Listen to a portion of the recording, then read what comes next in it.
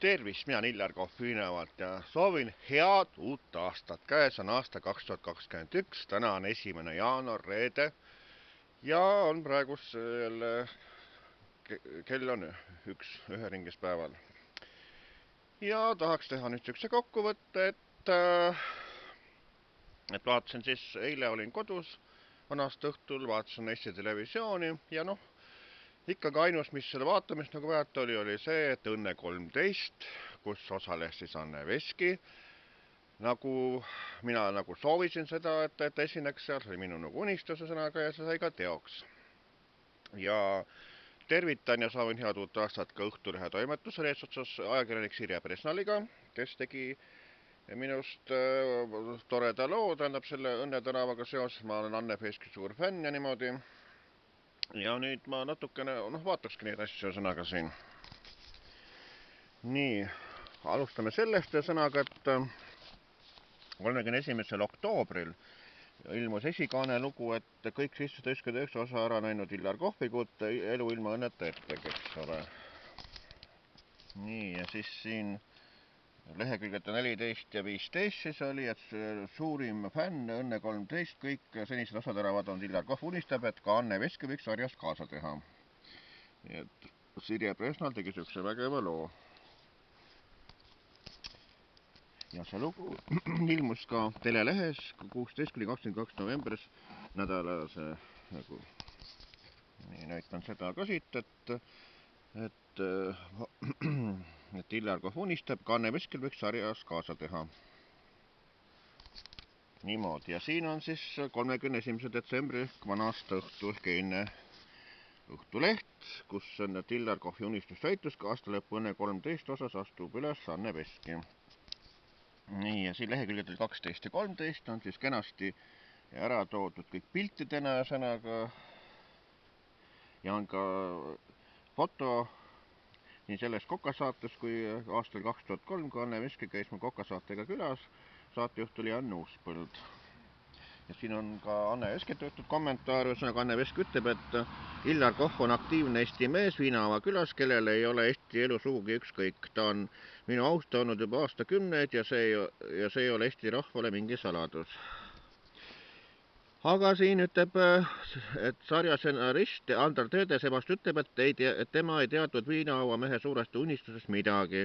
Ma olen ise suur Anne Veski fänn ja kuulan hea meelega tema muusikat, sõnab Andra. Aga siinkohal ma ütleks seda, et kuule Andra Teede, et minu silmis oled sa ehte pitch, uhke ülbik sõnaga.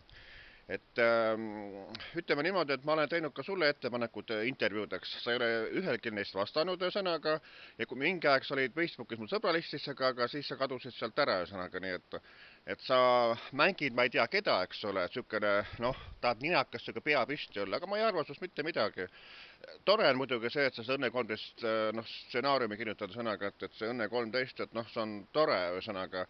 Aga ei teeks ka paha, kui keegi teine sinu asemel seda kirjutama hakkaks selle aastal, alanud aastale sõnaga, et ehk oleks ka selline,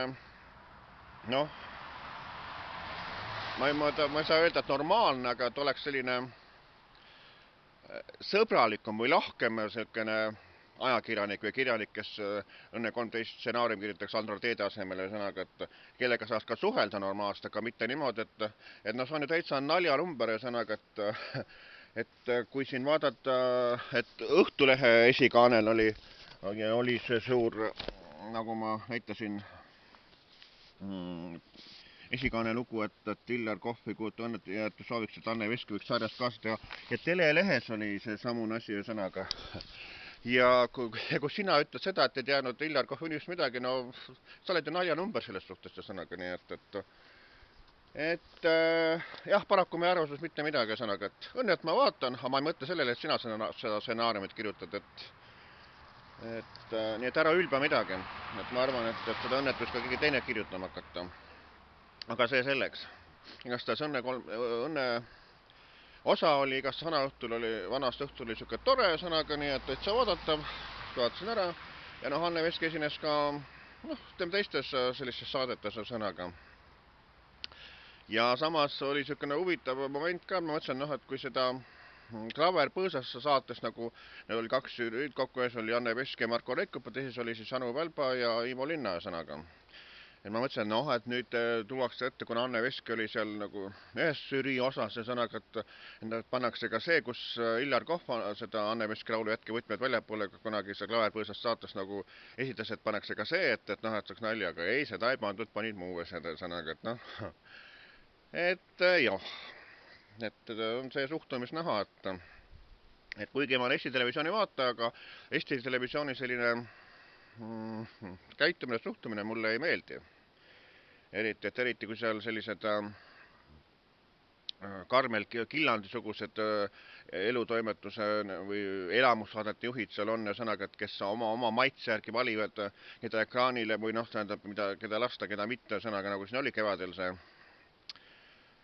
eriolukorraga seoses saade see, mis teie kodus uudist on. Ma saatsin sinna ka ju sõnaga oma videod värgid, aga ei, neid ei lastud ekraanile sõnaga,